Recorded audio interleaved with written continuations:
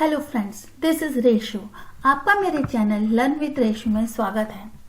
अभी तक हमने कितने कॉन्सेप्ट्स के बारे में पढ़ा है वो मैं थोड़ा ब्रीफली डिस्क्राइब करूंगी यहाँ। अभी तक हमने क्लासेस के बारे में पढ़ा, ऑब्जेक्ट्स और मेथड्स क्या होती हैं इनके बारे में पढ़ा, इनहेरिटेंस क्या होता है, इज ए रिलेशनशिप क्या होता है इसके बारे में पढ़ा, has a relationship, association, aggregation, composition के बारे में पढ़ा और पॉलीमॉर्फिज्म जिसमें हमने पढ़ा मेथड ओवरलोडिंग और मेथड ओवरराइडिंग। तो यहां तक जो हमने टॉपिक्स पढ़े हैं इसमें जो ये वाली चीज है inheritance, has a relationship, aggregation, composition और पॉलीमॉर्फिज्म, ये क्या रिप्रेजेंट करती हैं, इनका क्या यूज है? इनका यूज है कोड रीयूजेबिलिटी। तो इन टॉपिक्स में मैंने आपको मेनली कोड रीयूजेबिलिटी के बारे में एक्सप्लेन किया कि कैसे इनहेरिटेंस में हम दो क्लासेस के बीच में पेरेंट क्लास को चाइल्ड क्लास में इनहेरिट करके उसको रीयूज कर सकते हैं। इसी तरीके से इन दोनों एग्रीगेशन, कंपोजिशन और एसोसिएशन में मैंने बताया कि कैसे दो क्लासेस के बीच में रिलेशनशिप बनता है और हम उनकी मेथड्स और वेरिएबल्स को यूज कर सकते हैं। इसी टाइप से मैंने पॉलीमॉर्फिज्म में आपको बताया कि कैसे हम दो क्लासेस के बीच में मेथड्स को रीयूज कर सकते हैं। तो ये वाले मॉड्यूल में मैंने आपको अभी तक कोड रीयूजेबिलिटी के बारे में बताया। अब मैं आपको मेरे नेक्स्ट टॉपिक में बताऊंगी एब्स्ट्रैक्शन के बारे में, सिक्योरिटी। जावा में सिक्योरिटी कैसे अचीव की जाती है? अब हम ऊप्स के कॉन्सेप्ट्स को यूज करते हैं तो उसका एक पार्ट जो होता है वो कोड रीयूजेबिलिटी को एक्सप्लेन करता है और एक पार्ट जो होता है वो सिक्योरिटी को एक्सप्लेन करता है। इसके थ्रू हम सिक्योरिटी अचीव कर सकते हैं जावा में। तो आज मैं आपको एब्स्ट्रैक्शन क्या होता है जावा में और कैसे सिक्योरिटी अचीव की जाती है उसके बारे में एक्सप्लेन करूंगी। तो क्या होता है abstraction? Abstraction is the process of hiding the implementation details from the user. इसका क्या मतलब है? And only the functionality will be provided to the user. मतलब एब्स्ट्रैक्शन में जो होता है हम इम्प्लीमेंटेशन, किसी भी चीज की डिटेल को हम हाइड कर देते हैं और सिर्फ उसकी फंक्शनैलिटी, ओवरव्यू ऊपर से हम दिखाते हैं कि ऐसे काम करता है यूजर को। इसको in other words the user will have the information of what the object does instead of how it does. इसका मतलब क्या है कि इससे यूजर को क्या होता है कि उसे ये पता होता है कि कोई भी ऑब्जेक्ट क्या करता है ये पता होता है, लेकिन कैसे करता है ये पता नहीं होता। इसका मैं एक सिंपल सा एग्जांपल देती हूं, जैसे कि कार। तो कार एक ऐसा एग्जांपल है कि इसमें जो इंटरनली कि कार कैसे चलती है, कैसे उसमें मोटर्स का कनेक्शन होता है, कैसे उसका इंजन बना होता है, कैसे उसमें फ्यूल का जो पार्ट है, मतलब सारे डिटेल्स कार में छुपी हुई होती हैं। लेकिन ड्राइवर को सिर्फ ये पता होता है कि कार को कैसे चलाना है। तो ये एब्स्ट्रैक्शन का एक बहुत अच्छा एग्जाम्पल है कि हम इसमें यूजर को सारी इंटरनल डिटेल हाइड कर देते हैं और सिर्फ ये बताते हैं कि कार कैसे चलती है। इसी तरीके से जावा में एब्स्ट्रैक्शन जो होता है वो कैसे अचीव किया जा सकता है? जावा में एब्स्ट्रैक्शन दो तरीके से अचीव किया जा सकता है, या तो एब्स्ट्रैक्ट क्लासेस के थ्रू या फिर इंटरफेसेस के थ्रू।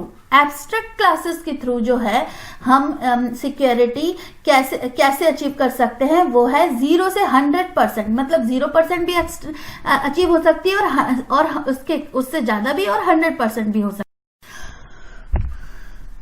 तो यहां मैंने एक एग्जाम्पल लिया है कि दो क्लासेस हैं कार और स्कूटर, जिनकी पेरेंट क्लास है व्हीकल। व्हीकल क्लास में मैंने एक मेथड डिफाइन की है स्टार्ट और एक वेरिएबल है नंबर ऑफ टायर्स। तो व्हीकल जो होता है वो किसी भी टाइप का हो सकता है, कार टाइप का भी हो सकता है, स्कूटर टाइप का भी हो सकता है। तो मैं क्या करूंगी यहाँ पर कि इस व्हीकल क्लास में मैं सिर्फ मेथड स्टार्ट और नंबर ऑफ टायर्स को डिफाइन करूंगी, बट इसकी वैल्यू मैं यहाँ इनिशियलाइज नहीं करूंगी या इस स्टार्ट मेथड की इम्प्लीमेंटेशन यहाँ नहीं दूंगी। और जब मैं इस कार टाइप की क्लास में स्टार्ट मेथड को इनहेरिट करूंगी तो मैं यहाँ पर इसका जो इम्प्लीमेंटेशन है वो कार के हिसाब से दूंगी कि नंबर ऑफ टायर कितने होंगे 4 और कार कैसे स्टार्ट होगी की से। इसी तरीके से स्कूटर क्लास में मैं यहाँ पर स्टार्ट क्लास का इम्प्लीमेंटेशन स्कूटर के हिसाब से दूंगी कि स्कूटर कैसे स्टार्ट होगा, किक से भी स्टार्ट हो सकता है, की से भी स्टार्ट हो सकता है।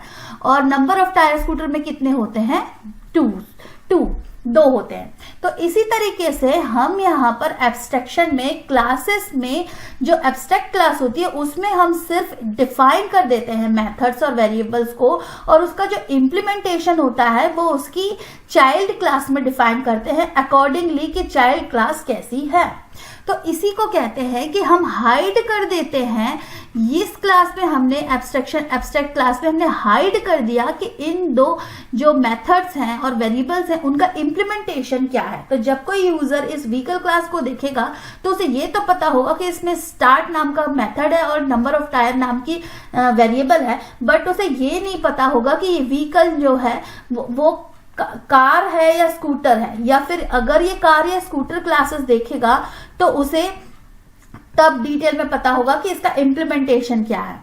तो इसी तरीके से हम एब्स्ट्रैक्शन में क्लासेस की जो इंफॉर्मेशन है उसको हाइड करते हैं।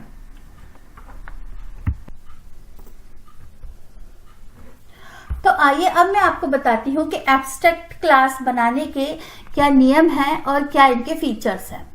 तो कोई भी क्लास अगर उसके डिक्लेरेशन में एब्स्ट्रैक्ट कीवर्ड लिखा है तो वो होती है एब्स्ट्रैक्ट क्लास। एब्स्ट्रैक्ट क्लास में हम यहाँ लिखा है एब्स्ट्रैक्ट क्लास में और may not contain abstract method. इसका मतलब क्या है कि एब्स्ट्रैक्ट क्लास जो होती है उसमें सिंपल मेथड भी हो सकती है और एक एब्स्ट्रैक्ट मेथड भी हो सकती है। तो एब्स्ट्रैक्ट मेथड जो होती है, जो मेथड्स जो होती है वो विदाउट बॉडी की होती है, वो ऐसे डिफाइन होती है, public void get for example और यहाँ कॉलन, और उसके बाद कुछ नहीं। यहाँ पर जैसे नॉर्मली हम जब मेथड डिफाइन करते हैं तो हम यहाँ पर उसका एक्सेस मॉडिफायर लिखते हैं, फिर रिटर्न टाइप लिखते हैं, फिर उस मेथड का नाम लिखते हैं, फिर 2 ब्रैकेट लगाते हैं, उन ब्रैकेट्स के अंदर आर्ग्यूमेंट अगर पास करना है तो वो लिखते हैं, और उसके बाद कर्ली ब्रेसेस लगाकर उन कर्ली ब्रेसेस के अंदर हम मेथड को डिफाइन करते हैं।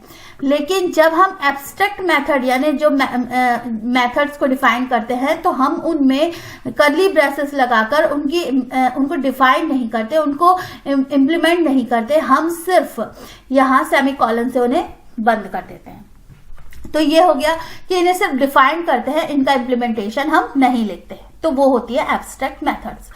अब एब्स्ट्रैक्ट मेथड क्या होता है कि if class at least one method abstract method then class must be declare abstract. मतलब अगर एक क्लास है जिसमें एक भी मेथड एब्स्ट्रैक्ट है तो उस क्लास को हमें एब्स्ट्रैक्ट क्लास बनानी होती है। तो एब्स्ट्रैक्ट क्लास में का कॉन्सेप्ट है कि कोई भी क्लास अगर उसमें एक भी मेथड हमने एब्स्ट्रैक्ट बनाई है यानी विदाउट इम्प्लीमेंटेशन बनाई है तो उसको हम एब्स्ट्रैक्ट क्लास के जैसा डिक्लेयर करना होगा।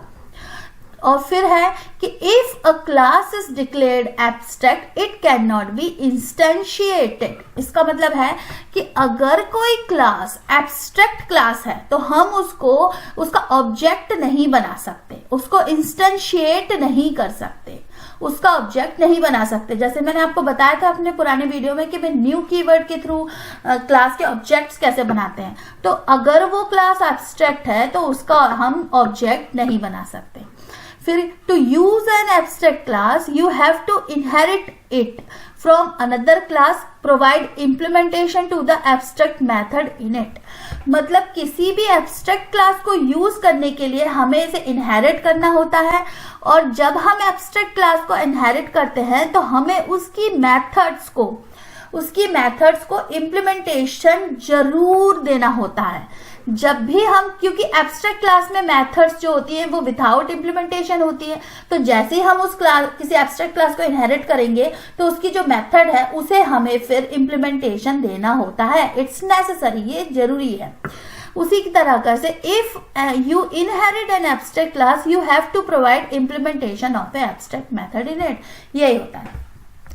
ठीक है, तो ये हो गए कुछ एब्स्ट्रैक्ट क्लासेस के फीचर्स। अब मैं इनके वन बाय वन इन सभी फीचर्स को कोड एग्जांपल के थ्रू आपको एक्सप्लेन करूंगी। तो चलिए शुरू करते हैं। तो यहां पर मैंने एब्स्ट्रैक्ट क्लास को कैसे डिफाइन करते हैं उसके लिए एक एग्जांपल क्लास बना के रखी है, एम्प्लॉय। अब इस एम्प्लॉय क्लास में अगर मैं डेफिनेशन में क्लास के एब्स्ट्रैक्ट कीवर्ड लिख देती हूं तो ये क्लास एब्स्ट्रैक्ट क्लास हो जाती है। तो ये एम्प्लॉय क्लास अगर आप देखेंगे ध्यान से तो यहां पर कोई भी मेथड ऐसी नहीं है जो कि एब्स्ट्रैक्ट है। लेकिन तो ये जो मेरा पहला पॉइंट था कि classes can have abstract method और can not have abstract method, मतलब but if class has defined as abstract then it calls abstract class. इसका मतलब है कि अगर क्लास जो है सिर्फ एब्स्ट्रैक्ट कीवर्ड के थ्रू डिफाइन है तो वो एब्स्ट्रैक्ट क्लास बन जाती है। ये जरूरी नहीं है कि उसके अंदर कोई मेथड एब्स्ट्रैक्ट हो। तो ये यहाँ पर मैं एक सिंपल एग्जांपल के थ्रू आपको बताना चाह रही हूँ कि कैसे हम किसी भी क्लास को एब्स्ट्रैक्ट क्लास बना सकते हैं। तो जैसे मैंने यहाँ एम्प्लॉय नाम की क्लास बनाई है जिसमें मैंने 3 प्राइवेट वेरिएबल्स लिए हैं, नेम, एड्रेस एंड नंबर, और इसका एक कंस्ट्रक्टर बनाया है यहाँ पर एम्प्लॉय नाम का ही, जिसमें मैंने नेम, एड्रेस और नंबर को आर्ग्यूमेंट पास किए हैं और यहाँ पर उस क्लास वेरिएबल्स में उन आर्ग्यूमेंट्स को असाइन किया है। उसी तरीके से मैंने यहाँ पर एक मेथड बनाई है कंप्यूट पे जो कि रिटर्न 0.0 कर रही है। एक मेथड बनाई है मेल चेक जो कि हमें बता रही है कि mailing a check to name to address, और एक स्ट्रिंग मेथड है जो कि नेम, एड्रेस और नंबर्स को प्रिंट कर रही है। इसी तरीके से हमने इन वेरिएबल्स नेम, एड्रेस और नंबर के गेट मेथड और सेट मेथड यानी गेटर्स और सेटर्स बनाए हैं। क्यों? मैंने अपने पिछले वीडियो में आपको एक्सप्लेन किया है कि कैसे गेटर्स और सेटर्स बनाते हैं और इनका क्या यूज है। तो यहाँ मैं आपको ब्रीफली बता देती हूँ कि क्योंकि ये वेरिएबल्स प्राइवेट है डिफाइन, तो हम इसे किसी दूसरी क्लास में कॉल नहीं कर सकते। हमें इन्हें एक्सेस करने के लिए इनकी गेट और सेट मेथड बनानी होती है, आई मीन गेटर और सेटर बनाने होते हैं, और इन गेटर्स और सेटर्स, पब्लिक गेटर्स और सेटर्स के थ्रू हम इन वेरिएबल्स की इंफॉर्मेशन को कॉल या फेच कर सकते हैं दूसरी क्लास में। इसके बारे में मैंने एक डिटेल वीडियो बनाया है, इनहेरिटेंस के कॉन्सेप्ट्स के नाम से वीडियो है, उसमें आप चाहे तो उस वीडियो को देख सकते हैं और इसके बारे में जान सकते हैं। तो मैं उसका लिंक डिस्क्रिप्शन में छोड़ दूंगी, तो आप उस वीडियो को देख लीजिएगा। तो ये हो गया एम्प्लॉय क्लास। अब मैं बताती हूँ कि कैसे हम एब्स्ट्रैक्ट क्लास को एक्सटेंड करते हैं। तो यहाँ मैंने एक और क्लास बनाई है सैलरी। अब सैलरी क्लास ने जब एम्प्लॉय क्लास को एक्सटेंड किया, मतलब इनहेरिट किया, तो क्या हो गया कि यहाँ पर भी सैलरी क्लास का मैंने कंस्ट्रक्टर बनाया है, यहाँ पर भी एक प्राइवेट वेरिएबल बनाया है, यहाँ पर भी कुछ मेथड्स बनाई हैं और गेटर सेटर बनाए हैं। तो अब मैं क्या करूंगी कि अगर मैंने एम्प्लॉय क्लास वेरिएबल को एब्स्ट्रैक्ट बनाया है तो क्या प्रॉब्लम है? मैं एम्प्लॉय क्लास की वेरिएबल को, एम्प्लॉय क्लास को इंस्टेंशिएट नहीं कर सकती। इसका मतलब है कि मैं एम्प्लॉय क्लास के जो ऑब्जेक्ट्स नहीं बना सकती। तो देखिए, जैसे कि अगर मैं यहां जाती हूं और मैंने एक और क्लास बनाई है एब्स्ट्रैक्ट डेमो। तो इस एब्स्ट्रैक्ट डेमो क्लास में जब इस मेन मेथड के अंदर मैं एम्प्लॉय क्लास का जो है ऑब्जेक्ट बनाने की कोशिश कर रही हूं, तो आप यहां देख रहे होंगे कि can not instantiate the type employ, ये एरर मुझे शो कर रहा है। क्यों? क्योंकि एम्प्लॉय क्लास एक एब्स्ट्रैक्ट क्लास है। तो इसीलिए एब्स्ट्रैक्ट क्लास का हम ऑब्जेक्ट नहीं बना सकते। तो फिर हम कैसे एम्प्लॉय क्लास की मेथड्स को कॉल करेंगे?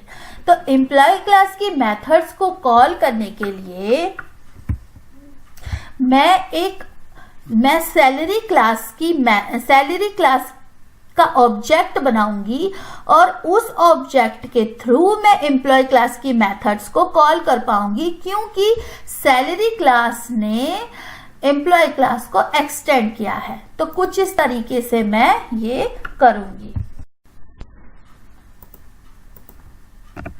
तो अब आप यहां देख रहे हैं कि पहले मैंने सैलरी क्लास का ऑब्जेक्ट बनाया यहां, और उसके बाद मैंने कैसे सैलरी क्लास के ऑब्जेक्ट को एम्प्लॉय क्लास के टाइप में, मतलब ऐसे एक ऑब्जेक्ट क्रिएट किया, रिफर किया। तो एम्प्लॉय नाम की टाइप का सैलरी ऑब्जेक्ट बनाया मैंने। तो अब क्या होगा, जो ई वेरिएबल है वो एम्प्लॉय नाम के एम्प्लॉयज की मेथड्स को कॉल कर सकेगा, और जो एस मेथड है वो सैलरी क्लास की मेथड्स को कॉल करेगा।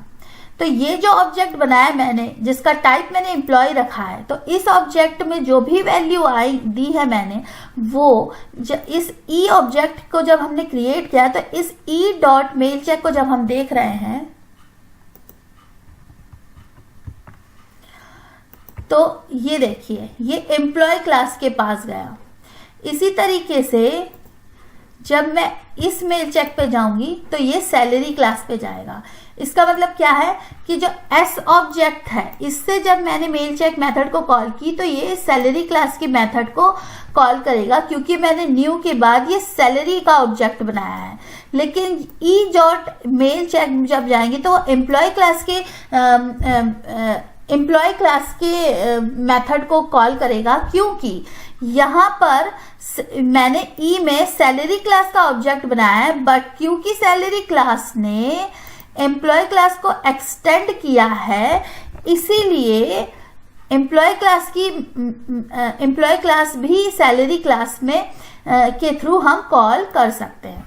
ये चीज जो है ये मैंने अपने पॉलीमॉर्फिज्म मेथड ओवरलोडिंग और ओवरराइडिंग में एक्सप्लेन की है कि कैसे हम इस चीज को अचीव करते हैं। इसके बारे में डिटेल मैंने एक्सप्लेन किया, उसकी भी लिंक मैं डिस्क्रिप्शन बॉक्स में डाल दूंगी, तो आप चेक कर लीजिएगा।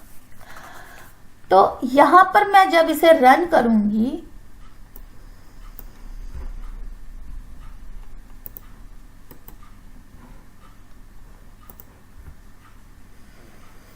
तो देखिए यहां पर जब मैंने सैलरी क्लास का ऑब्जेक्ट बनाया, तो क्योंकि सैलरी क्लास जो है इसने एम्प्लॉय क्लास को एक्सटेंड किया है, तो सबसे पहले इसका एम्प्लॉय क्लास का कंस्ट्रक्टर कॉल हुआ। फिर उसके तो यहां आपने देखा कि पहले कैसे कंस्ट्रक्टिंग एन एम्प्लॉय प्रिंट हुआ, फिर जब ये दूसरी बार एम्प्लॉय क्लास के एम्प्लॉय टाइप के ऑब्जेक्ट को जब सैलरी क्लास के ऑब्जेक्ट से क्रिएट किया, रिफर किया, तो इसमें देखिए जब सैलरी का जो कंस्ट्रक्टर है उसमें सुपर क्लास के कंस्ट्रक्टर को कॉल किया गया है। तो इसीलिए इसने एक बार फिर कंस्ट्रक्टिंग एन एम्प्लॉय प्रिंट किया, और उसके बाद यहां पर ये system.out.println सिंटैक्स प्रिंट हुआ, call mail check using salary reference, फिर s.mailcheck कॉल हुआ। अब मेल चेक में क्या है, s.mailcheck में है within mail check of salary class and then mail check of Mohammad this to the salary this. तो इस तरीके से ये मेथड कॉल हुई जो कि सैलरी क्लास की है, जबकि यहां पर मैंने सैलरी क्लास का ऑब्जेक्ट लिया है, और उसके बाद फिर ये मेथड सेंटेंस स्ट्रिंग प्रिंट हुई जो कि है एम्प्लॉय रेफरेंस की, और उसके बाद फिर एम्प्लॉय क्लास की मेथड मेल चेक कॉल हुई। तो अब मैं आपको बताऊंगी कि कैसे हम एब्स्ट्रैक्ट मेथड्स को डिफाइन करते हैं क्लास में। एब्स्ट्रैक्ट मेथड का ये रूल है कि अगर किसी क्लास में, एब्स्ट्रैक्ट क्लास में एक भी मेथड एब्स्ट्रैक्ट है तो उसको हम इम्प्लीमेंट नहीं करेंगे, लेकिन जब वो क्लास किसी और क्लास की पेरेंट क्लास होगी या कोई और क्लास उस क्लास को एक्सटेंड करेगा तो उस मेथड को उसे डिफाइन करना होता है, मतलब उसको इम्प्लीमेंटेशन देना होता है। तो जैसे कि अब मैं यहाँ पर इस क्लास एम्प्लॉय क्लास में इस मेथड कंप्यूट पे को एब्स्ट्रैक्ट कर देती हूँ, तो वो मैं कैसे करूंगी, यहाँ लिख दूंगी एब्स्ट्रैक्ट। तो ये मेथड जो हो गई अब एब्स्ट्रैक्ट हो गई। अब देखिए यहाँ एरर क्या दे रहा है, abstract method do not specify a body. तो अब क्योंकि इस मेथड में बॉडी है तो हमें ये हटाना होगा, क्योंकि ये एब्स्ट्रैक्ट क्लास है तो इसकी बॉडी नहीं होगी, और यहां पर हम सेमीकोलन लगा देंगे। तो अब ये बन गई हमारी एब्स्ट्रैक्ट मेथड। तो इससे हमें क्या हुआ कि abstract method have abstract keyword in the definition, मतलब एब्स्ट्रैक्ट मेथड की डेफिनेशन में एब्स्ट्रैक्ट कीवर्ड का यूज किया जाता है और एब्स्ट्रैक्ट मेथड की बॉडी नहीं होती। तो ये दोनों पॉइंट्स हमने यहां पर प्रूव कर दिए। अब क्या होगा, जब सैलरी क्लास इस एम्प्लॉय क्लास की मेथड एम्प्लॉय क्लास को एक्सटेंड करेगी तो उसे फिर यहां पर कंप्यूट पे नाम की मेथड को क्या कहते हैं, डिफाइन करना होगा। तो जैसे कि हमने देखा है कि सैलरी क्लास ने एम्प्लॉय क्लास को इनहेरिट किया है तो उसने यहाँ पर एक कंप्यूट पे की मेथड को डिफाइन कर दिया है, इसलिए यहाँ एरर नहीं दे रही। अगर मैं यहाँ पर से इस मेथड को हटा दूं तो देखिए यहाँ पर मुझे ये एरर दे रहा है, क्या, the type salary must implement the inherit abstract method employ dot compute पे। मतलब ये आप देख रहे हैं कि यहां पर आप देखिए, मैं बड़ा करके दिखाती हूं, salary must implement and inherit abstract method employ dot compute पे। इसका मतलब है कि सैलरी क्लास को जो एम्प्लॉय क्लास में एब्स्ट्रैक्ट मेथड डिफाइन है कंप्यूट पे, उसको डिफाइन करना जरूरी है। तो जैसे ही मैंने वो मेथड यहां प्रिंट कर दी तो अब यहां पर वो एरर नहीं आ रही है। तो आप देख सकते हैं यहां पर कि जैसे ही मैंने कंप्यूट पे मेथड को यहां लिख दिया तो अब इसमें एरर नहीं आ रही है, और जब मैंने इसे हटा दिया था तो यहां पर हमें एरर आ रही थी। तो इस तरीके से ये पॉइंट भी प्रूफ हो गया कि एब्स्ट्रैक्ट क्लास अगर कोई है और उसमें एब्स्ट्रैक्ट मेथड है तो उसे हमें चाइल्ड क्लास में डिफाइन करना होता है। अब जैसे कि अगर मैं एम्प्लॉय क्लास को मैं एक मेथड डिफाइन की है कंप्यूट पे जो कि एब्स्ट्रैक्ट है और क्लास को कि यहाँ एब्स्ट्रैक्ट कीवर्ड हटा देती हूँ तो क्या होगा। तो देखिए यहाँ पर भी हमें एक एरर मैसेज दे रहा है कि the abstract method compute pay in type employ can only be defined by a abstract class, और यहाँ हमें एरर दे रहा है कि the type employ must be an abstract class to define abstract method. इसका मतलब है कि इस एम्प्लॉय क्लास को एब्स्ट्रैक्ट होना पड़ेगा अगर उसे एब्स्ट्रैक्ट मेथड डिफाइन करनी है अपने अंदर। तो जब मैं यहाँ पर ये एब्स्ट्रैक्ट कीवर्ड फिर से लगा देती हूं तो अब ये एरर, कंपाइलेशन एरर चली गई। तो इससे प्रूफ होता है कि कोई भी क्लास अगर उसमें एब्स्ट्रैक्ट मेथड हमें डिफाइन करनी है तो हमें क्लास को एब्स्ट्रैक्ट करना होगा, और फिर प्रॉब्लम ये हो जाती है कि फिर उस क्लास का ऑब्जेक्ट नहीं बन सकता, और क्योंकि उस क्लास का ऑब्जेक्ट नहीं बन सकता इसलिए उस क्लास को हमें किसी और क्लास के थ्रू इनहेरिट करना होता है ताकि हम उस क्लास के अंदर जो भी मेथड्स लिखे हैं उसे हम इम्प्लीमेंट कर सकें। तो ये था आज का एब्स्ट्रैक्शन का एग्जाम्पल और मतलब मैंने जो डिफाइन किया एब्स्ट्रैक्शन के बारे में कि कैसे हम कोई क्लास को, किसी क्लास को एब्स्ट्रैक्ट क्लास बना सकते हैं, कैसे हम उस क्लास में एब्स्ट्रैक्ट मेथड बना सकते हैं, कैसे हम उस क्लास को किसी दूसरी क्लास में एक्सटेंड कर सकते हैं, और कैसे हमें एब्स्ट्रैक्ट मेथड्स को कैसे हम चाइल्ड क्लास में इम्प्लीमेंट कर सकते हैं, जैसे मैंने यहाँ इम्प्लीमेंट किया, और कैसे हम एब्स्ट्रैक्ट क्लास का ऑब्जेक्ट बना सकते हैं और उसकी मेथड्स को कॉल कर सकते हैं। तो आई होप, मुझे आशा है कि आपको मेरा ये वीडियो अच्छे से समझ में आया होगा और एब्स्ट्रैक्शन का कॉन्सेप्ट भी आपको अच्छे से समझ में आया होगा। इसी के साथ मैं आपसे आज विदा लेती हूँ, और आगे आने वाले वीडियोस को आप ज़रूर चेक कीजिए और मेरे पिछले वीडियोस को देखना मत भूलिए, क्योंकि जब तक आप पिछले वीडियोस नहीं देखेंगे आपको मेरे आगे आने वाली वीडियोस समझ में नहीं आएंगे। मैं उन लोगों के लिए ये बात कह रही हूँ जो बिगिनर्स हैं, क्योंकि बिगिनिंग में हमें स्टार्टिंग से शुरू करना होता है कि बेसिक्स चीज़ें क्या हैं, तभी हम कॉन्सेप्ट्स तक पहुँचते हैं। ऊप्स के कॉन्सेप्ट थोड़े डिफिकल्ट है समझने के लिए अगर हम एक तरीके से सोचे तो, लेकिन अगर हम बिगिनिंग से स्टार्ट करते हैं और धीरे धीरे चीजों को समझने की कोशिश करते हैं तो हमें ये कॉन्सेप्ट इजीली समझ में आ जाएंगे। तो मैं आशा करती हूँ कि आप मेरे वीडियोस को पूरा देख रहे हैं और उन्हें समझने की कोशिश कर रहे हैं।